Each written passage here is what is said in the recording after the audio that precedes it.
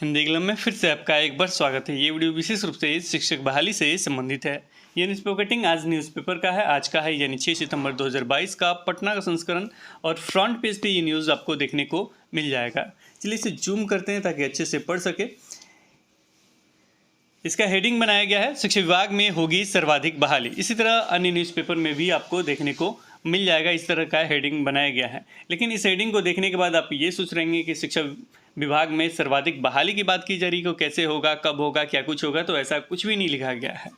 हम आपको बता दें और याद भी दिला दें, बहुत दिनों से एक जुमला चल रहा है। जुमला ये है 20 लाख नौकरी और रोजगार का, जिसमें से कहा जा रहा है कि 10 लाख नौकरी दिया जाएगा और 10 लाख जो होगा रोजगार दिया जाएगा।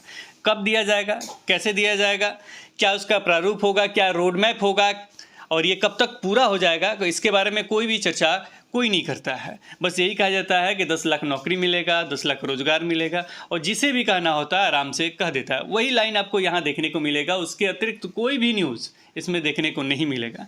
जबकि आप जानते हैं कि शिक्षा विभाग में अगर शिक्षकों की बहाली होती है तो कुछ बिंदुओं पर जरूर चर्चा होना चाहिए। पहला कि कब तक शेड्यूल आएगा, 7वां चरण का नोटिफिकेशन कब आएगा, कब तक उसे पूरा किया जाएगा, यानी कब तक नियुक्ति पत्र बांट दिया जाएगा, किस नियमावली के तहत होगा, क्या उसके लिए नया नियमावली बनेगा, नया नियमावली बनेगा तो कब तक आएगा, इन सारी बिंदुओं पर चर्चा होगी। रिक्ति वगैरह के बारे में अपडेट होना चाहिए, क्योंकि इससे पहले जो शिक्षा मंत्री थे अच्छे तरीके से सारे चीज़ों को करवा भी रहे थे, क्योंकि रिक्ति मांगा जा रहा था। 7वें चरण के बारे में आपको याद होगा कि सब जगह से रिक्ति मांगा जा रहा था, सारा चीज़ हो रहा था, नियमावली भी बन रहा था, नया नियमावली जो वायरल हो रहा था, तो नया नियमावली पे भी वीडियो हमने बनाया था, लेकिन वो अभी मोहर नहीं लगा था। अगर लग जाता सारा चीज़ हो जाता है कि एक कार्य हो जाता है, लेकिन वो भी नहीं हुआ और उसके बारे में अब कोई चर्चा भी नहीं कर रहा। जबकि चर्चा होना चाहिए कि कब तक होगा आपका 7वां चरण, तो इसके बारे में शेड्यूल वगैरह पे चर्चा होना चाहिए। पूर्व जो शिक्षा मंत्री थे उन्होंने कहा था कि जो ये सितंबर मंथ है लास्ट तक आपको नोटिफिकेशन देखने को मिल जाएगा, आवेदन वगैरह करने का मौका मिल जाएगा। लेकिन नई सरकार में जो नई सरकार है, नए शिक्षा मंत्री है, इस पर कोई भी कुछ भी खुल के नहीं कह रहे। अब वजह क्या है वही जानते हैं, खुल के बातचीत करना चाहिए, क्योंकि एक आप शिक्षा मंत्री हैं और माननीय पद पे हैं। अगर रिक्ति है, अगर रिक्ति नहीं है तो डायरेक्ट कह देना चाहिए कि कोई भी रिक्ति शिक्षा विभाग में नहीं है, अभी इस साल बहाली नहीं होगा। बहाली होगा भी तो चुनाव से ठीक 2-3 महीने पहले होगा या 6 मंथ पहले होगा, ताकि चुनाव में जो भी फ़ायदे हो, चाहे जो भी, इस पर हम खुल के नहीं कहना चाहते। आप खुद समझदार हैं, शिक्षक बनने वाले हैं, लेकिन गवर्नमेंट को इस चीज़ को करना चाहिए कि रिक्त पद है तो उसे बहाल करना चाहिए, अगर अच्छे भविष्य की तरफ देखना चाहते हैं बिहार को।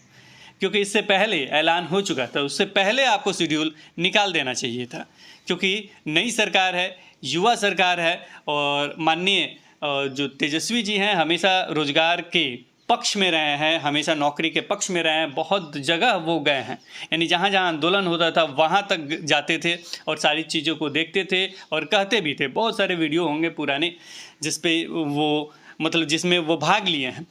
तो ये आप सोच सकते हैं कि कितना अच्छे तरीके से कार्य करते थे। नए मंत्री बने हैं, इन्हें भी इसके लिए कार्य करना चाहिए, और जिस तरीके से पूर्व मंत्री कहते थे इसी तरीके से कार्य करना चाहिए, उसी तरीके से कहना चाहिए। लेकिन फिलहाल बस एक ही चीज़ सामने आता है, वो चीज़ क्या है, 10 लाख नौकरी का और 10 लाख रोजगार का है। इसके अतिरिक्त कोई भी बयान बाहर नहीं आता। आपके सामने है, देखिए, शिक्षा मंत्री यहाँ से हम पढ़ रहे हैं, ये यहाँ गया, फिर यहाँ जाएगा, फिर यहाँ जाएगा, फिर यहाँ जाएगा, फिर यहाँ से शुरू होगा।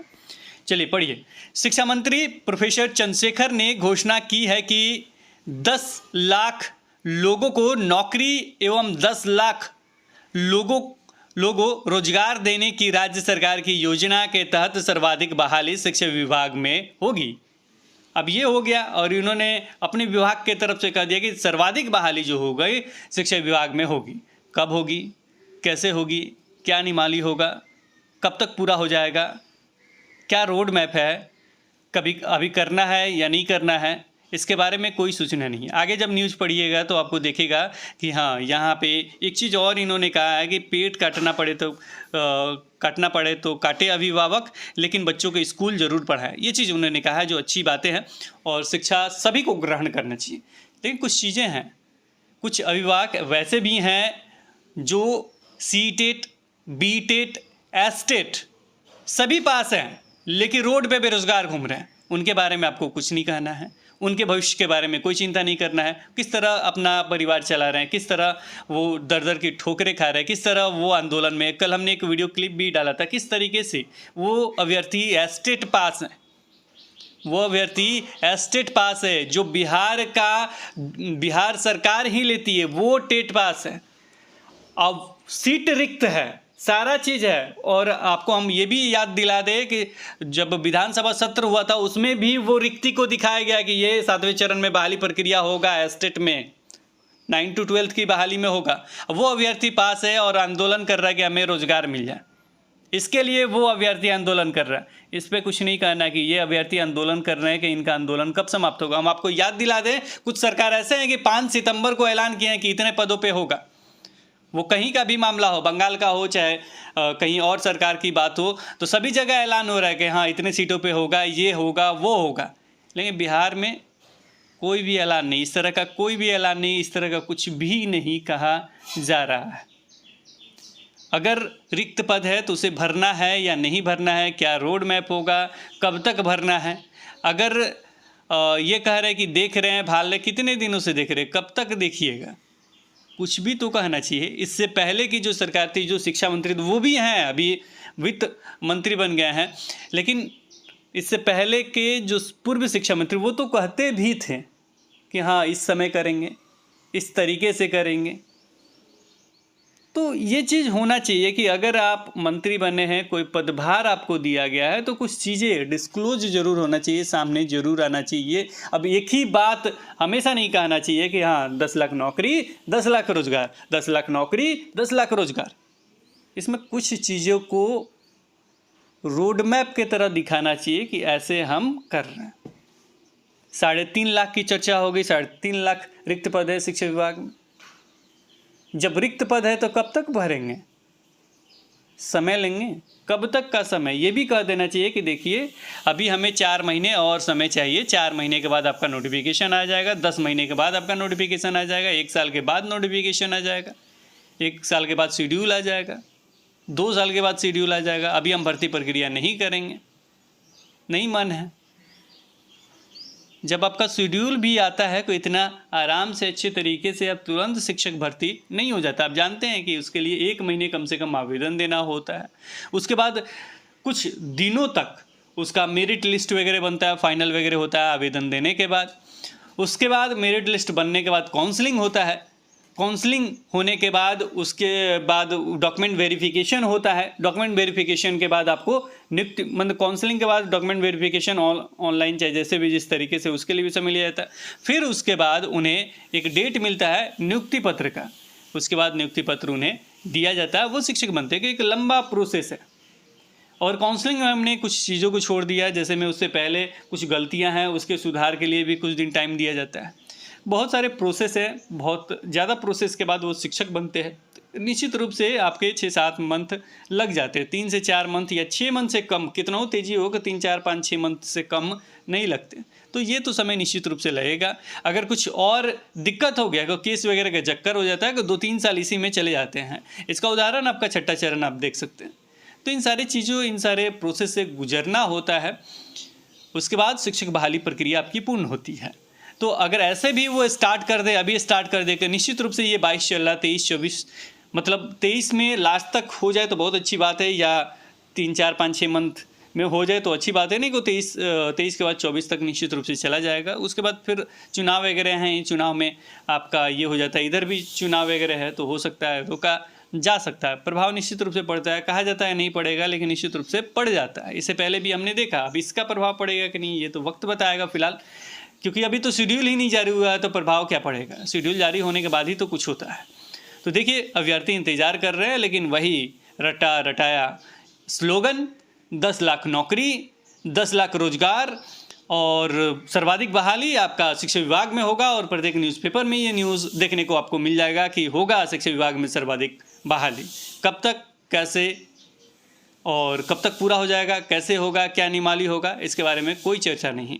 आगे आप देख रहे होंगे, आप सोच रहे होंगे पेज नंबर हम 9 पे चलेंगे, बिल्कुल नहीं जाएंगे, क्योंकि पेज नंबर 9 पे भी हमको कुछ नहीं देखने को मिला है। आप सोचेंगे कि किसी अन्य न्यूज़पेपर का कटिंग दिखाएंगे, तो बिल्कुल नहीं दिखाएंगे, क्योंकि अन्य जगह भी बस यही 10 लाख नौकरी, 10 लाख रोजगार की चर्चा है।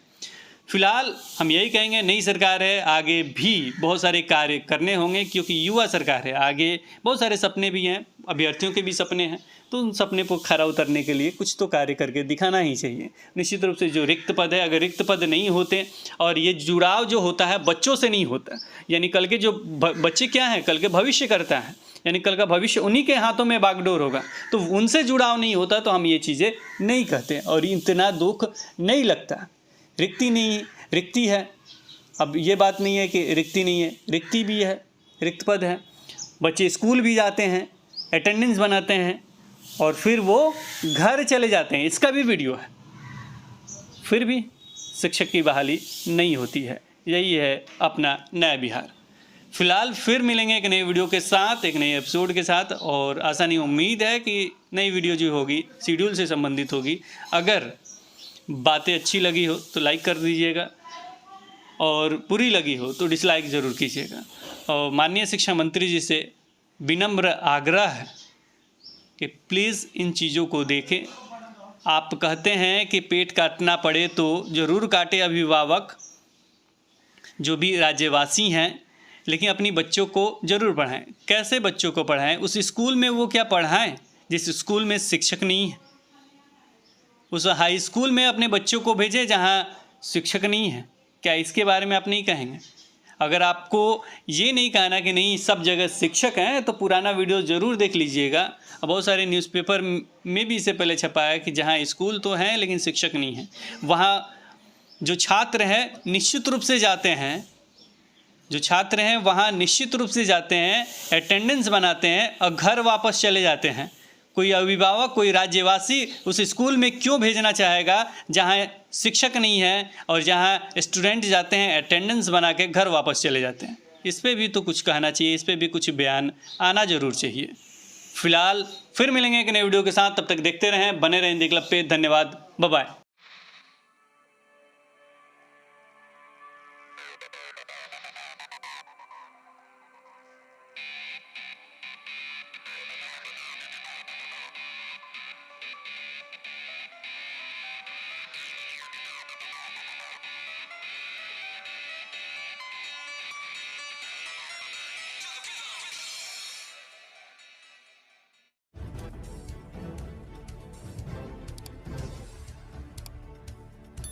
सब्सक्राइब कीजिए हिंदी क्लब को, दबाइए इस बेल आइकॉन को ताकि हमारा वीडियो आपको मिले सबसे पहले।